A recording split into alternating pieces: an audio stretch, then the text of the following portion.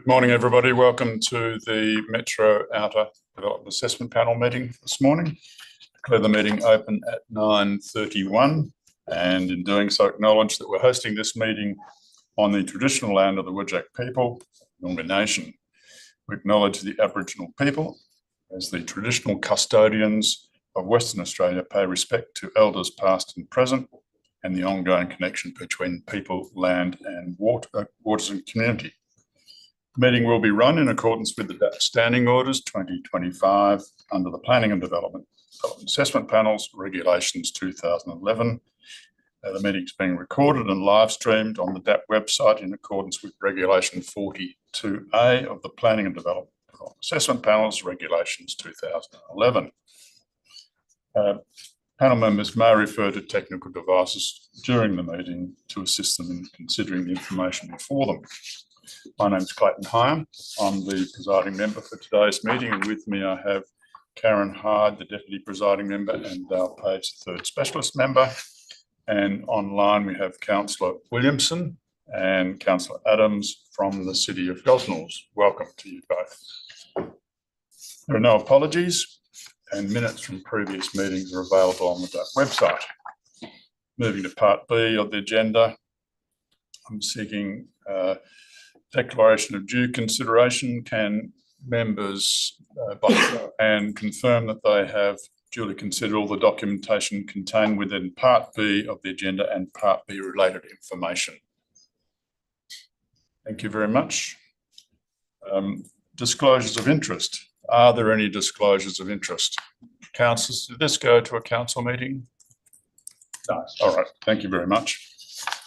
No disclosures of interest. Moving on to the item itself, which is the proposed childcare facility at Ballyronan Road, Maddington. We have one presenter, Mr. Alan Stewart. Alan, you know the procedure. You've got 3 minutes. Sure. Over to you. Thank you very much. Good morning, everyone. Again, I can be quite brief today, I think. We've got no one else speaking for or against the proposal. So look, this site is in a very new residential neighbourhood in Maddington, almost entirely of new single-storey homes, many still being built near the centre. So a little bit of a different location for a childcare centre, but we think in this location it works well because there's really no other focal point in this new community. So we felt it is a good opportunity to bring in a use that young families perhaps could use as a bit of a focal point in this community. It is opposite a new area of public open space, which is really nice, directly opposite the site. And so hopefully, again, there'll be an opportunity for the operators of the centre to utilise that facility nearby. So look, given its location, we do think the vast majority of customers will be from this local area and the immediate local area. And there aren't really any other childcare facilities in any close proximity to this site. It's a single-storey building, very much of a residential feel with a pitched roof and rendered wall finishes. So that will fit in and blend in nicely to the area. It's a 94-place centre, which is probably a medium-sized centre these days, with up to 18 staff maximum. We've got 24 car bays on site, which is more than what's required and more. We know it's more than enough to manage the traffic coming and going for drop-off and staff, etc. All the usual technical reports have been provided: noise, traffic, waste, operational management plan. There'll be acoustic fencing to the boundaries around the external play area, and there is a condition requiring that we update that assessment as we go to make sure any plant and equipment is also suitably attenuated for noise. We've covered everything off. There is a condition requiring a bushfire management plan. We're okay with that. It's interesting, there is a little bit of new vegetation in the open space that's caused the BEL rating to be BEL 12.5, which under the bushfire guidelines means bushfire management plan, but there's no issue there because the guidelines say as long as you're less than BEL 29, you're okay. So we're very happy with that condition. It won't lead to any changes to the design, and it will just set out some operational requirements, I guess, in the event of a bushfire. So overall, we're very happy with the staff's recommendation. None of the conditions are problematic, and we hope you can grant approval. Thank you. Thank you, Alan. Are there questions from panel members? Councillors, do you have any questions? Councillor Williamson. Good morning. I just have a question in relation to the fencing. So there is sound barrier fencing along the residential areas. I noted there was a condition to reduce the height of the front fencing. Was this generated by the applicant? And is there any background to why the design actually had higher fencing? Thank you, Councillor. The 2 metre height for the side and rear boundaries is very much a standard height for noise attenuation. So it'll be like a timber lap, acoustic rated boundary fence to those rear and side boundaries. For the front boundary, there's a condition of approval that reduces that front height to 1.8 metres. That's not to do with noise or anything. That is simply a City of Gosnells planning policy requirement for the height of front boundary fencing. And I'm sure your staff can confirm that there's no implication of that reduced height in terms of noise mitigation, because the residential uses on the other side of the street are further away. Thank you. Thank you. Further questions from panel members? Thank you. Just got 3 short questions, please. Condition 3 requires an updating of the drainage technical reporting, and it talks about there being the potential for drainage, if it can't flow, to be detained on site. What would the impact of that be on the overall design, particularly the landscape and the outdoor play area? Have you considered that? I don't think we have an issue at all with that, because there is a stormwater discharge point on the southeast corner of the property within our landscaped area. So I don't imagine there's any problem at all with that. Okay. All right, thank you.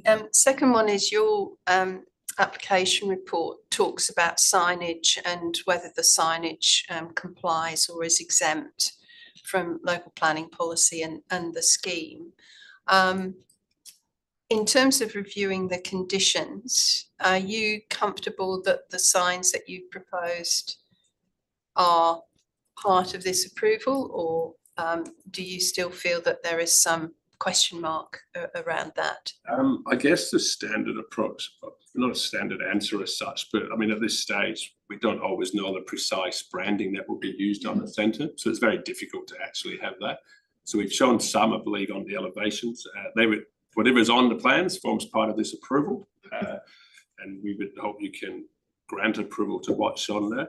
If in the future there is any other signage proposed, then we'll either lodge a further application for it if it doesn't comply with the policy. I can't say much more, because at this stage I don't have a lot of detail as to what the operator ultimately might wish to put on there. Check in with the city officers on that. And my last question is, thank you for preparing in advance an operational management plan. There isn't a condition that relates to that operational management plan at the moment. Would you and your client be comfortable if that were tied into the approval process for a degree of certainty? That's absolutely fine. Okay. We do normally have that condition. Condition 8 talks about it, but only in relation to waste management. Yeah. So, yeah, maybe that could be. Yeah, that's fine. I'll refer that to the city provider when we get to that point. Thank you. Thank you. Any further questions? No. All right. Thank you, Ellen, for that. Move to the officers. Brenton, just before going, Brenton, you're offside of there. How do I pronounce your name? Ridder. Ridder. Thank you very much, Ridder. Okay, gentlemen, you're happy to take questions? Absolutely. Okay. Our members, are there questions?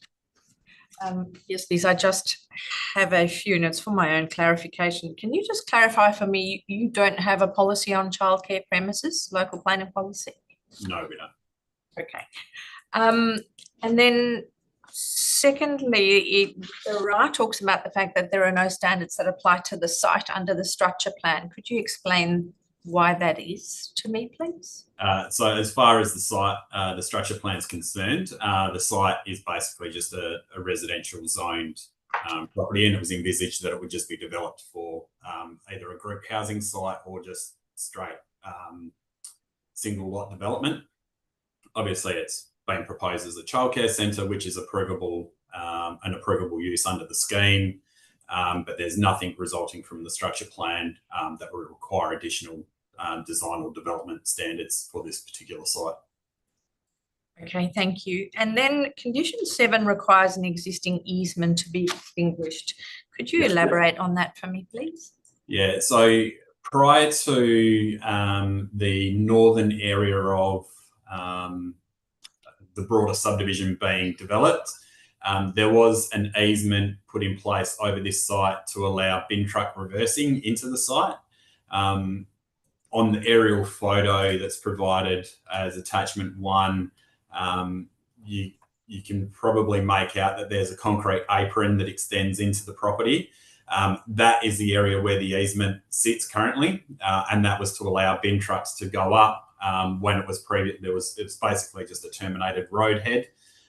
Bin trucks were able to go up, service the properties to the south, and then reverse into the site and turn back out. Obviously, that's not required anymore because the subdivision's progressed. However, that easement should be extinguished, and we've now got development over the top of it. So it's basically just to tidy up the land admin side of things. Okay. And then just lastly, the second paragraph of condition 3 really is explanatory, and it's the type of wording that's usually contained in an advice note. Do you think that is best suited as an advice note, or would you prefer that it remains in condition 3 just to explain the context of that condition? Look, it could be an advice note. It's just how our standard condition regarding stormwater has been set out, and it's basically so people can read the condition and know exactly what it means. I have no objection if you'd like to change that second section to an advice note. It's, I mean, that part is really just for advice to the applicant in any case. If the DAP wishes to do that, I have no problem with that. Thank you. That's all. Thank you. Further questions from panel members? Is Councillor Williams? Sorry. Thank you. I just have a follow-up question for the fencing for Brenton. Condition 2, could you please elaborate on why there's the request of reduction to the front fencing height? Yeah, so that falls out of the R codes, and there's specific requirements in the town planning scheme which relate to non-residential development within the residential zone complying with the R code standards. The standard under the R codes for a front boundary fence is 1.8 metres in height. So it's really to ensure that as far as a streetscape goes, if we have fencing on adjoining properties, we don't have a kind of step up in height because under the current plans, that front boundary fence is proposed at 2.3 metres in height, which is 500 mil above what a standard residential development would otherwise have. Thank you. Can I just have a further clarifying question? In relation to this particular lot, the side boundary, which is adjoining the residential, will be at the 2 metre height, and the lot next to it is a corner lot.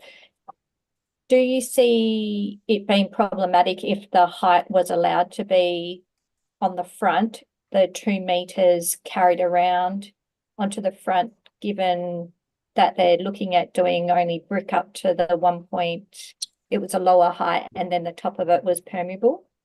Yeah, look, I mean, ultimately it would be a variation to the R codes which could be considered. For consistency, we went with what a standard residential development would have, which would flow into that corner lot basically at a 1.8 metre height. It would mean that the fencing across that whole boundary on Ballyronan is at 1.8. Look, if there was a step up to 2 metres in height to match the rest of the development, the fencing standards, I don't think that would be detrimental as far as the streetscapes is concerned. If you wish to increase that height to 2 metres, the effect would be pretty negligible. You're talking about 200 millimetres. Okay. Thank you, Brenton. Further questions? Thank you. Yes, Member. Just 2 questions. Brenton, can we assume that the signage which is on the plans, which effectively names the centre, is included in this approval. There's been some discussion in the applicant's report about whether it does or doesn't comply. You've obviously considered that.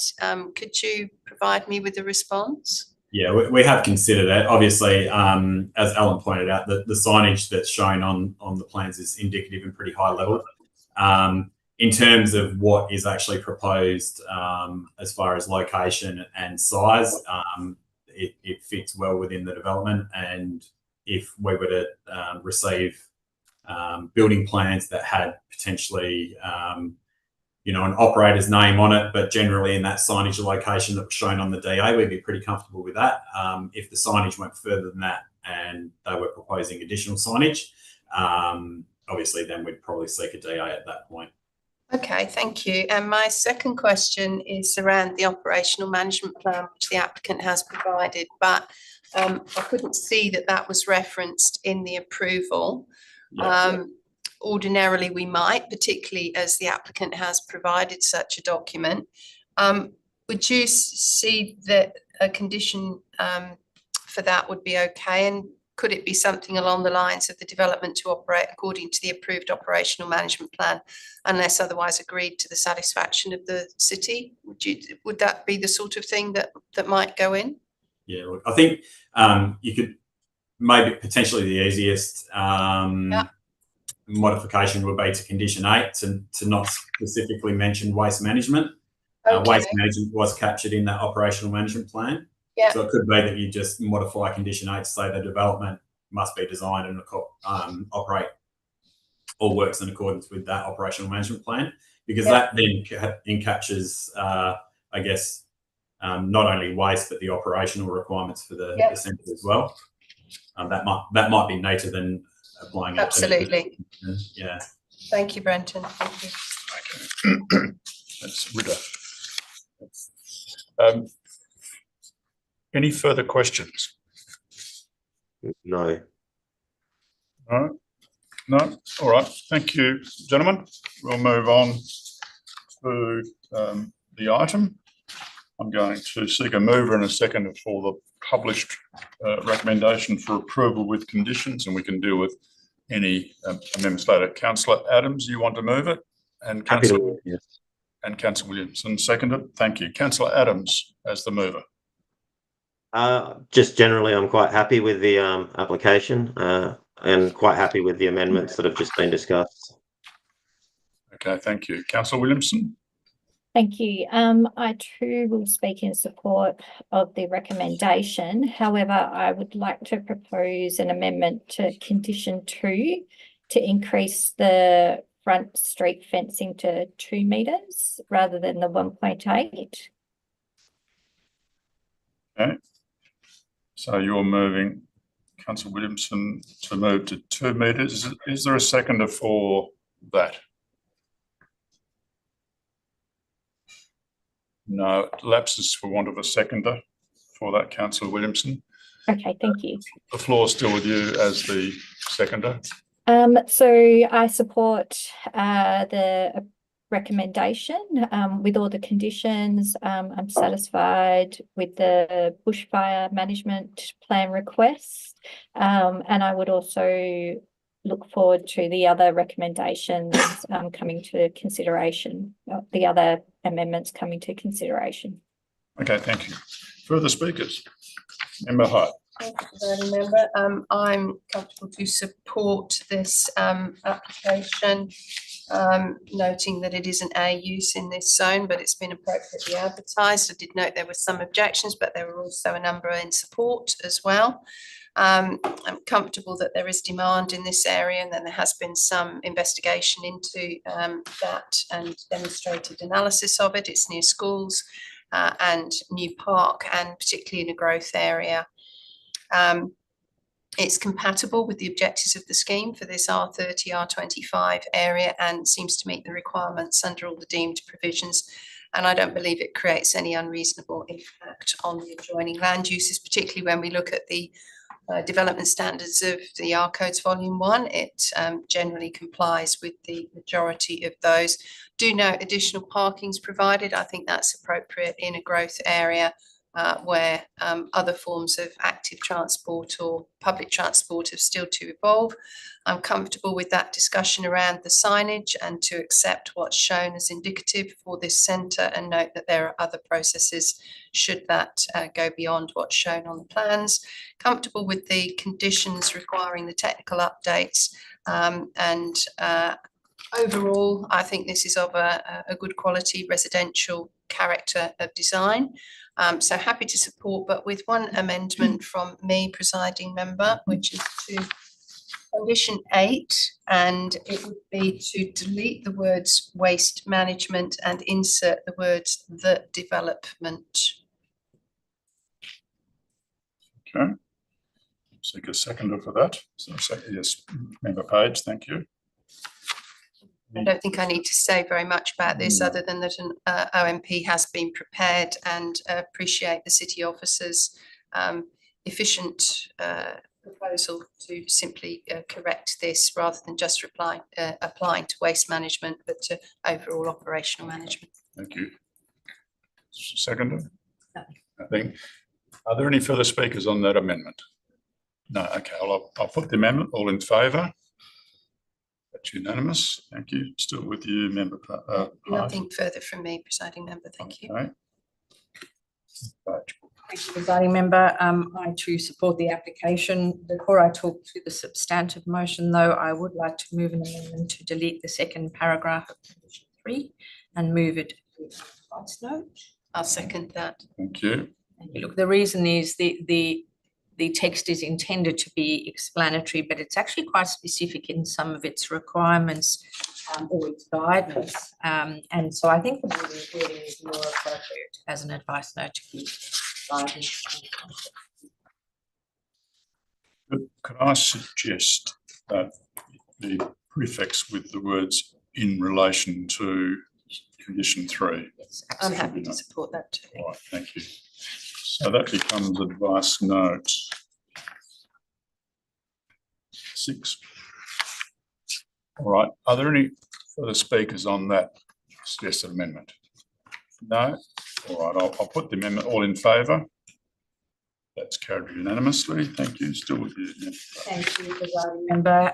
As I said, happy to support. This is an uncommonly straightforward proposal for a childcare premises in a new residential area. The city doesn't have a policy on childcare premises, but the proposal does address the considerations outlined in the WAPC's recently updated planning bulletin.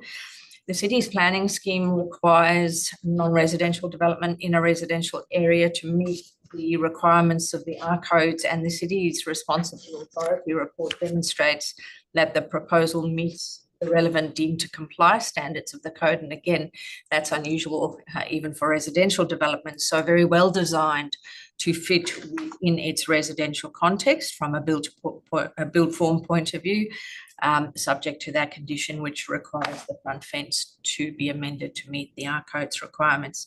In terms of amenity impacts on the surrounding residential properties, I'm satisfied that the other issues that usually arise with childcare premises, namely traffic, parking and noise, either comply with scheme or policy requirements, or they've been addressed through the technical reports that have been submitted and reinforced through conditions of approval. This level of compliance, therefore, also, in my view, addresses the concerns which were raised through the public consultation process.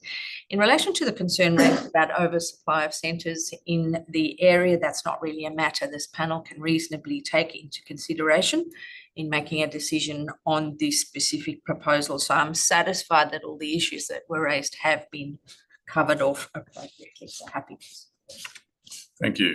I too am happy to support the proposal, just noting that there's an A use class which can be considered for approval, and it's been through the proper process for us to be able to consider that as for approval. Also note the objectors to this development and their reasons for objections.